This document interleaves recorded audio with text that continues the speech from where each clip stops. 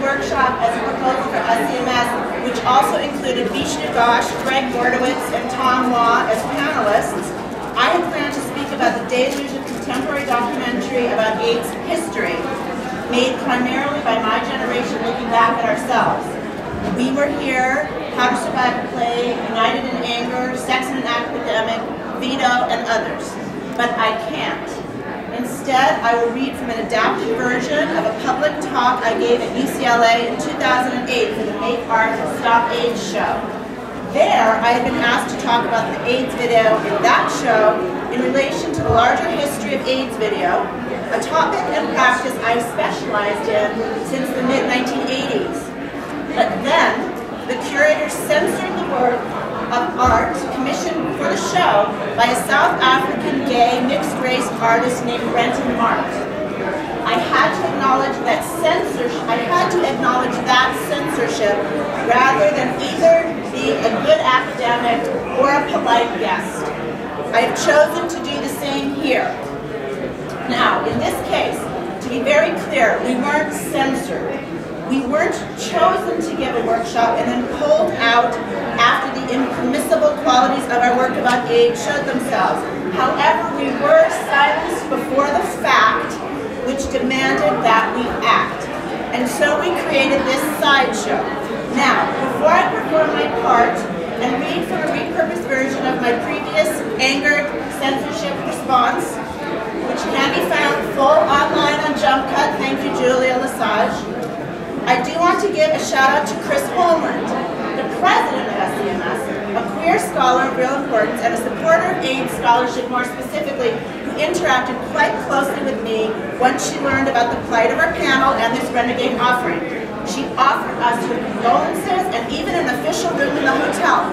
But at that point, we thought it was important to carry through with our defiant act, given that, as I will discuss now, the history of seeing and silencing, embrace and disdain, attention and disavowal have been definitive of both AIDS art and its discussion within and outside of academia. In fact, this was the intended topic of our muzzled panel. So now I begin with Richard Meyer, who writes, quote, Freud emphasizes the effects of censorship as both repressive and productive, unquote.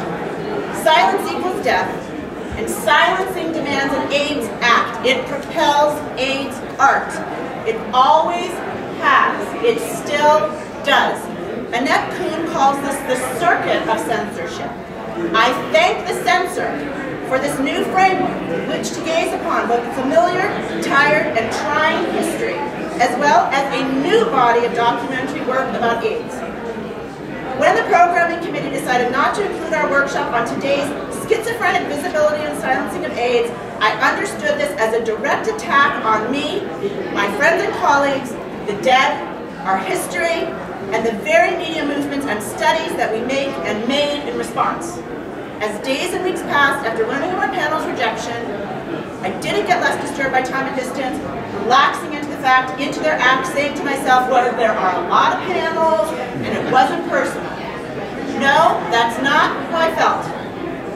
This kind of personal is only and very political. I became increasingly angry, mired as I was in a familiar abyss of disavowal, and then also more perplexed, given the specific history of silencing in regard to AIDS, AIDS media, that is and has been made specifically in the face of this silencing. The predictability of this ritual of disavowal aggravated and even enraged me. While silencing is always harmful, the hurt of censorship in relation to AIDS, art, and analysis is formative, primal. Its pain is not rational. It's where we began. I am pulled back to the past, forcefully denied our history and future. I am returned to the closet, unheard. Our lives and loves, once again, unseen, disallowed. We are pulled back to the time when we were forced into action because our friends were sick, in pain, and dying. There was so much we couldn't say and show. So then, of course, we did. How we put condoms on penises, dental dams on vaginas, how we kiss, who we fuck, how we riot, how our lives are touched by racism, sexism, and homophobia before, during, and after AIDS, how once we were polite, and then we could no longer be. So here I enact what we most defiantly know about AIDS media and activism. We may not always have the power of institutions or even programmers on our side, but we always carry the truth of our experience and the righteousness of our analysis and the truth of our anger. I am a scholar and an activist, and I learned through AIDS activism and video the power of my voice when raised with others. The changing nature of institutional silencing has ensured a variety of strategic responses by video artists, their activist friends, and academic colleagues. Caught together in our circuit, the censor will ever strive to silence the same things that we are compelled to say. First, our attempts at providing life-saving AIDS education. Second, the images we make of our diverse lived experience of AIDS. Third, our critiques of the very institutions that disallow our representation and promote our visibility. Fourth, our attempts to salvage, pass on, and learn from these histories, including histories of silencing. Given the omnipresence of the censor and her silencer and muzzle, we must ever navigate the extent to which we will be rude, shocking, abrasive, calming, loving, reductive, polite, or transgressive. I suggest that such responses to silencing have a four-part history. One that ends with some questions I will pose to you about our panel silencing by SCMS. These four periods, which I will briefly enumerate, are head on attack, head in the sand, heavy hearts in our hands, and history's handy demands. Period one, head on attack. In the 1980s, when I came both to AIDS activist video making and my career as a scholar, there was no public or academic discourse about AIDS. We wrote it from scratch and fought to get it included anywhere and everywhere we could, because many of us had some cultural capital, and we had a militant social justice movement alongside us. We had real success. Period two, head in the sand. The head in the sand period of AIDS art was defined by two different relationships to the censor. We became her, and we overrode her. By the mid-1980s, AIDS activism had largely succeeded in naming the unsaid, bringing the unheard and unseen to the table. We took some real control of the discourse of AIDS, and so began to work closely with or even manage or speak for its institutions. We worked with or overrode the censor. Period three, heavy hearts in our hands. In the 2000s, two significant changes occur. Cocktails of AIDS drugs allow AIDS to be experienced and understood by the lucky with access to these meds as a livable, serious condition, and AIDS activism becomes sanctified. While period two was defined by the odd coupling of our successful institutionalization and paralyzing despair, period three is a time for healing and history. Those of us who lived, came up from the sand, and now demand to remember AIDS, AIDS media, AIDS activism, and its dead. Many of us are trotted out across the cultural landscape to mark what AIDS had been. And our unofficial panel today marks the beginning of period four for me, history's handy demands. I have no reason not to think the best of the members of the selection committee who turned down this panel. They must not have recognized that several members of the group were formative, well-renowned players in this academic and artistic project. They must not have known the formative place of AIDS activism and scholarship within queer media studies, or perhaps the place of queer media studies within SCMS. Or maybe they did.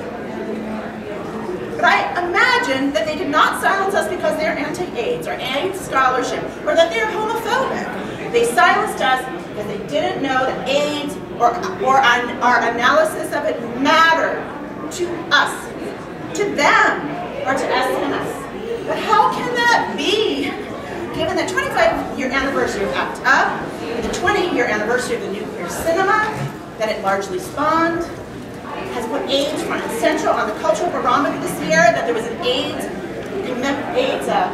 nominated, Academy Award nominated film this year? How could SCMS not know? Are we looking at different barometers? Is AIDS so central as to be unthreatening or uninteresting? Do AIDS drugs make us all unafraid? Does the management of HIV make it invisible to those who might once have known?